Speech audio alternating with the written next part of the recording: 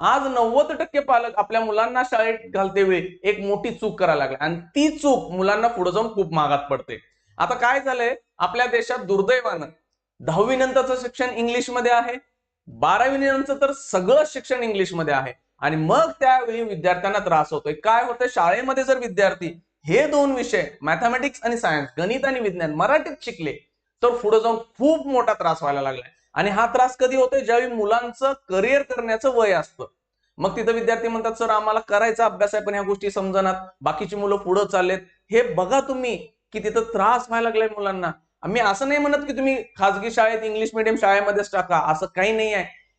सरकारी शाळा पण आहेत जिथं तुम्हाला हे दोन्ही विषय इंग्लिशमध्ये पण आणि मराठीमध्ये पण दिले जातात. सेमी इंग्लिश शाळा आहेत बघा, तिथेही तुम्ही पाठवू शकताय. तिथं तुमच्याकडे हे दोन विषय इंग्लिशमध्ये असतात.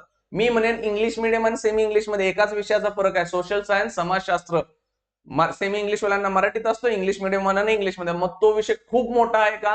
नाही आहे. मराठीत शिकला तर आणखीन इतिहास भूगोल चांगलं समजेल. So English medium semi English मध्ये फरक नसतो सहसा. त्यामुळे मी सांगतोय हे दोन विषय जिथं इंग्लिश मध्ये होतात तिथं शिका, नाहीतर मुलांना पुढे जाऊन त्रास होणार आहे. पहिली पासून 5वी पासून 8वी पासून अनेक शाळा तुम्हाला हे इंग्लिश मध्ये विषय देतात. मी म्हणेन पहिलीपासून चालू करा. जर आता मुलांचं वय पुढे गेलं असेल तर 5वी 8वी पासून चालू करा, पण करा.